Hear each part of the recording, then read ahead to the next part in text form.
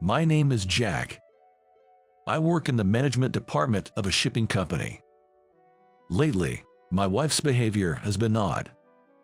Since she works from home as a translator, she seldom goes out, except for shopping or to the hair salon. Yet, about a month ago, she suddenly started saying she had meetings and began going out more frequently. But that's not all.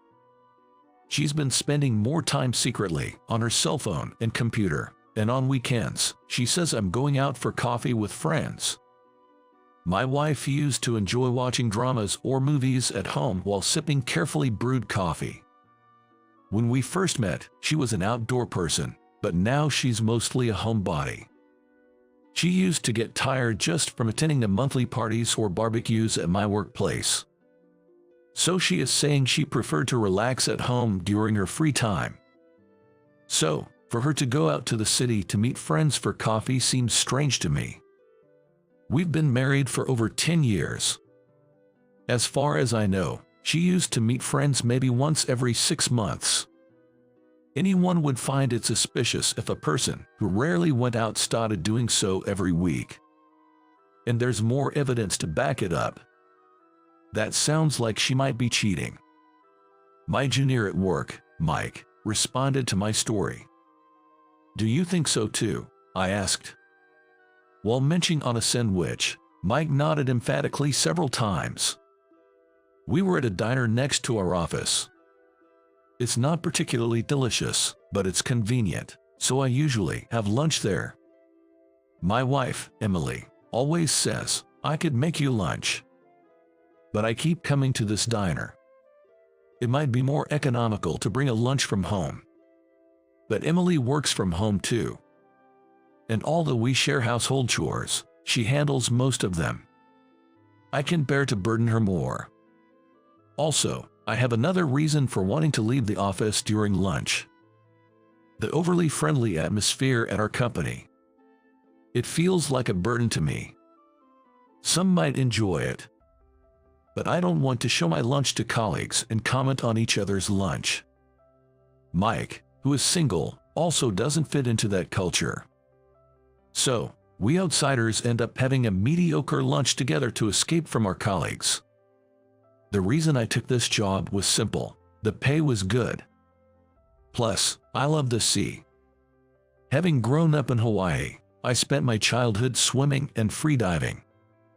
Even though my job is on land, I'm happy to still be connected to the sea after moving away from Hawaii. I met Emily in college.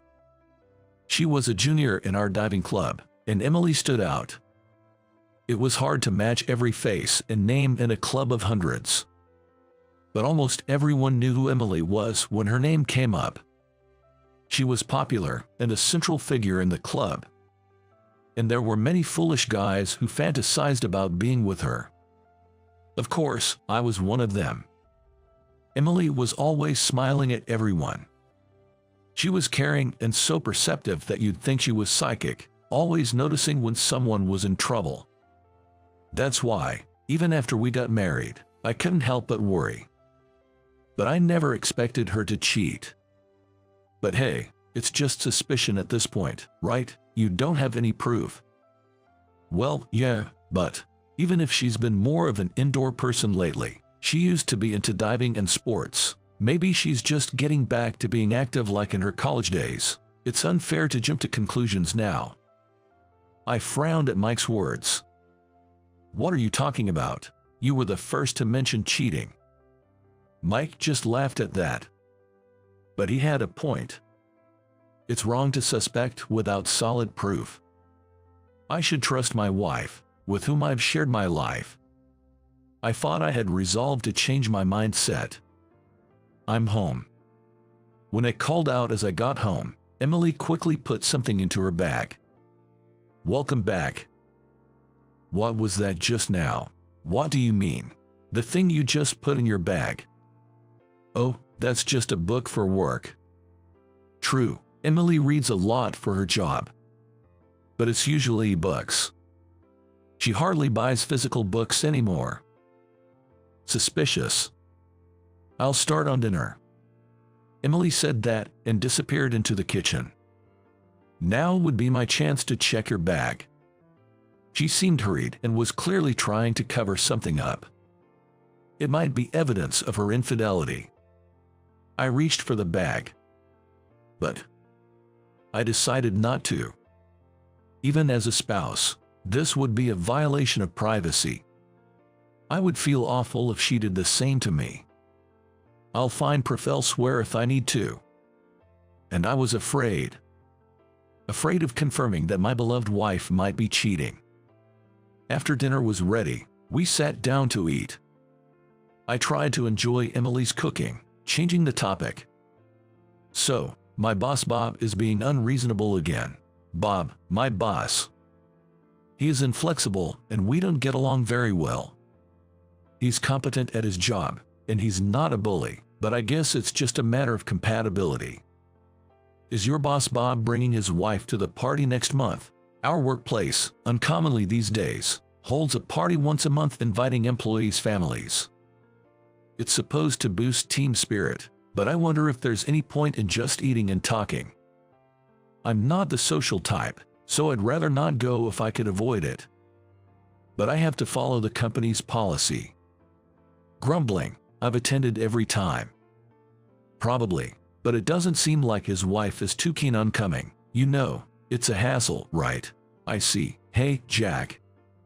Emily started to say something but then clammed up when I tilted my head and gave a questioning look. What's up? Never mind, it's okay. More importantly, isn't this stew delicious? I was curious about what she was going to say, but it seemed better not to press. She makes such delicious meals for me. I decided to brush off my earlier concerns as just my imagination. I bit into the tender beef and felt happy with Emily's smile and the delicious food. The next day, Emily had told me she would be home late. She had a client who was only free at night, so the meeting had to be late. After finishing my work, I took Mike to our usual diner, even though it wasn't lunchtime.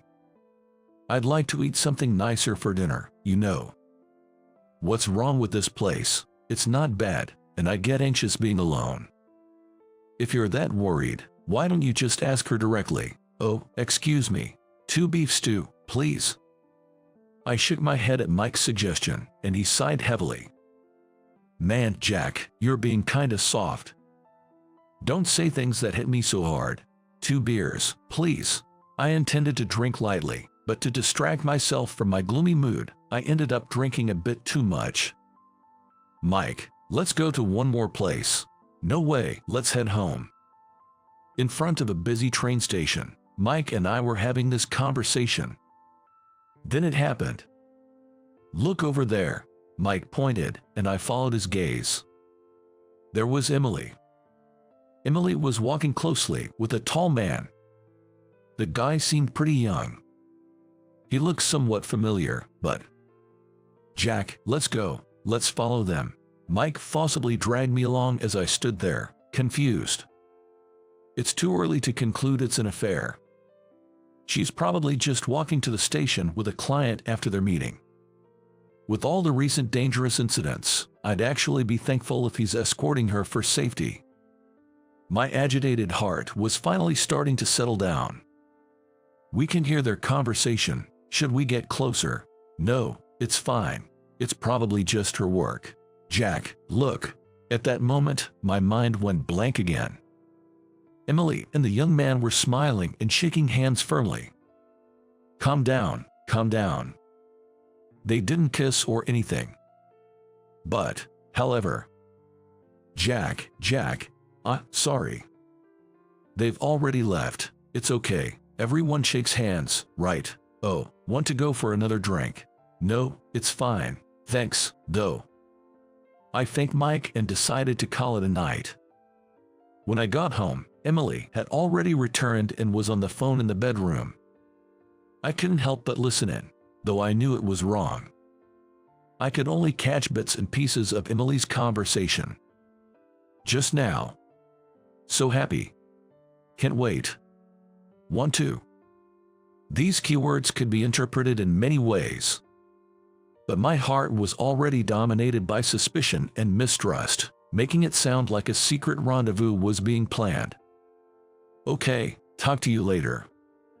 Emily hung up the phone. I went back to the entrance as if I had just come home and called out, "I'm home." Emily came out of the bedroom with a smile, saying welcome back, and headed to the kitchen. I glanced at the bedroom where the door was left open. There was Emily's cell phone, tossed on the bed. I swallowed hard and picked it up. Then I opened the call log. There it was, sender. I hardly slept that night. My mind was filled with nothing but bad thoughts, and I felt dizzy even though I was lying down. "You look pale. Are you okay?" "Yeah, I'm fine." Heading out. Riding the train, my thoughts were a mess. It's pathetic to suffer this much without any solid proof. If she really is cheating, what should I do? As I walked through the company's entrance, Mike came running up from behind. "Jack, there, I found him, from yesterday, you know, the one."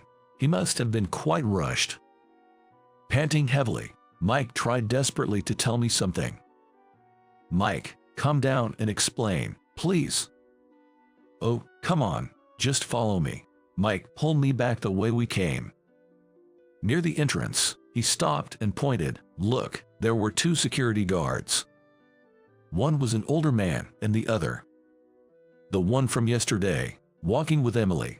He had a friendly face, reminiscent of a small dog, and a well-built physique. Definitely the man Emily was shaking hands with. He wasn't a client after all. But I couldn't believe he was one of our security guards. As I watched for a moment, the older man began to move. I followed and approached him. "Excuse me." The older man turned and nodded at me. "Is that other security guard?" "Sender, right." But the man shook his head. "No, that's not his name." He answered suspiciously and made a troubled face. "If that wasn't Sender, then who is Sender? Could there be a third man? Or is this person lying to me? No good, I'm losing my mind over this. I need to find evidence. I must get evidence." So, I decided to monitor Emily and the young security guard. But since that day, Emily stopped going out. Did she find out I was investigating? No, that can't be it.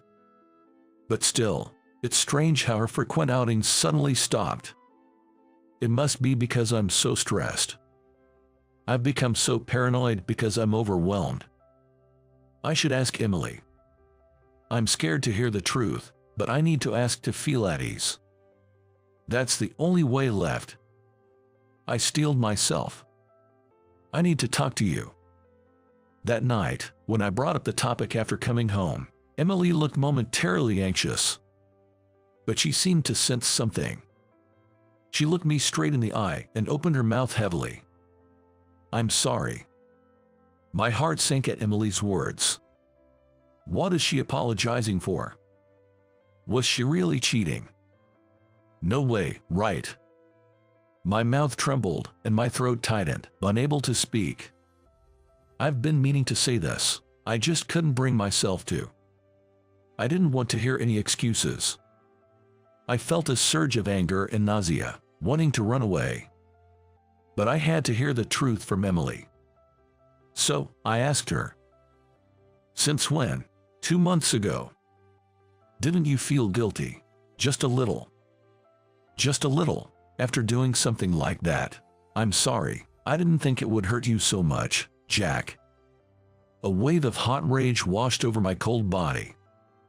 Of course it hurts. I can't believe Emily would cheat. Then, Emily looked puzzled. Confused, I stuttered. "Cheating? What do you mean? You can't just play dumb now." "Wait a minute. I haven't been cheating." "Oh." Emily seemed to realize something, nodding several times before facing me again. "Did you see me with another man?" "Yes, with a young man, looking happy." "That's not it. That man is my teacher."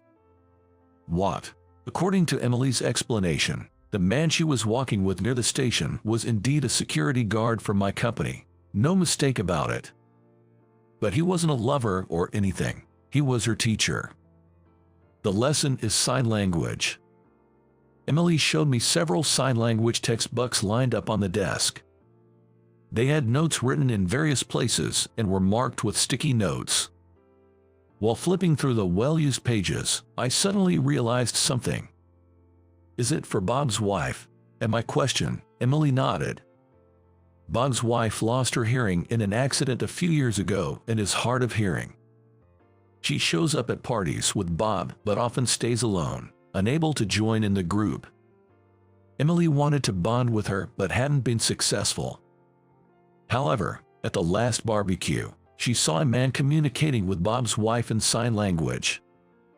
When she approached the man, it turned out he was a security guard hired from outside. He had become friends with one of the executives and was invited to company gatherings. His sister has a hearing disability, and he's been using sign language since he was a child. When he said, "Would you like me to teach you?" she decided to take him up on it. Learning on her own would take time. She wanted to be proficient by the next gathering, so she decided to take his intensive training. The scene I saw yesterday was them returning from a study session, shaking hands in joy and gratitude for her progress in sign language. The worn-out bucks proved Emily's story was true. But I still wasn't convinced. "Why didn't you just tell me? Was there a reason you couldn't say anything?" That is, Emily hesitated to speak. When I urged her to talk, she timidly said with a frown, "I thought about telling you many times, but you and Bob don't get along right. I thought maybe you'd object." "I see," I realized then. I had been complaining about Bob almost every day at meals, even saying I didn't want to associate with him. Indeed, I had created an atmosphere where she couldn't share. It was none other than myself. So that's how it was. But it's natural for you to suspect me. I was meeting a man, after all. If only I had been honest from the start. I'm really sorry for making you anxious," Emily said, apologetically. I gently embraced her. "I should have just asked you instead of fretting alone. Sorry for making you feel uncomfortable." That settled everything, I thought, but there was one more question left. Remembering, I let go of her and grabbed her shoulders. "Who's Xander?" "Huh? I'm sorry, but I snooped on your phone. There was a call history from someone named Xander." "No, Jack, that's not Xander. It's Alexander, the man teaching me sign language." Hearing that, I was utterly confused. The security guard was the sign language teacher, Alexander. And actually Xander. One after another, my assumptions were overturned. Amused by the absurdity, I burst out laughing. Emily joined in with a cheerful laugh. It's been about 2 months since I started suspecting Emily of cheating. Finally, my heart felt clear. After that, I started learning sign language with Emily. Perhaps because we shared a common challenge, I feel like our bond has deepened more than before. It might sound exaggerated, but I truly believe that. And I finally met the rumored Alexander. He's a very serious and nice young man, and when he learned that I had suspected him, he apologized profusely. At his gesture, both my wife and I felt embarrassed and ended up apologizing instead. It was a bizarre scene, with everyone apologizing though no one was at fault. Then came the day of the next gathering. This time, it was a standing party. As usual, I attended with my wife, Emily. As soon as we entered the venue, I saw Alexander waving and calling out, "Jack, Bob and the others are already here. I'll wait here for you." Bob was deep in conversation with some executives near the entrance. Looking around, I found his wife leaning against the wall at the edge, looking down. Emily smiled and nodded when I glanced at her. Bob's wife looked up at us, tilting her head in uncertainty. "Hello." I greeted her using the sign language I had learned. "My name is Jack. Would you like to talk?" She looked at me wide-eyed. Then her somber expression brightened as she returned the greeting. "Hello." Her smile made me feel warm inside. I'm glad I learned sign language. Seeing her so happy made it all worthwhile. The weather is nice today, isn't it? Maybe I should have worn lighter clothes. There's some delicious-looking cake over there. Alexander joined in, and ordinary small talk flew back and forth, all in sign language. I wondered how lonely Bob's wife must have been all this time. Surrounded by so many people, yet unable to easily join in conversations. But she's not alone anymore. So many people want to talk with her. Emily made this passable. I can't compete with her. Her talent is in healing others' hearts like this. The party, filled with more smiles than usual, was brimming with happiness. The next day, Bob came to my desk. He handed me a box, almost pushing it into my hands. Take this. It was a beautifully wrapped assortment of sweets. My wife wanted your wife to have this. From your wife, thank you. Jack, thanks for yesterday. I was so surprised, I almost dropped the box. If I remember correctly, this is the first time Bob has thanked me. She was very happy. It's been a long time since she enjoyed herself like that. I can't offer much, but let me buy you a drink tonight at my favorite bar. Bob is more blunt and awkward than anyone. I was deeply touched that he was trying so hard to express his feelings. How about we go to that diner instead of the bar? The food's not great, but I'll join too. Mike, who overheard, chimed in, raising his hand. I'm not buying for you, Mike. Why not? I used to struggle with Bob's rigid and conservative ways. But maybe he's different than I thought. Couples have misunderstandings and doubts from time to time. What matters is communication. And it's not just about talking with voices. There are as many ways to communicate as there are people in this world. Emily regularly meets with Bob's wife now. I make sure to join them to keep up with the sign language I've learned, and greeting Alexander at work has become my responsibility. Emily leaves no one behind. She's like the sun, and it's my job to protect her smile.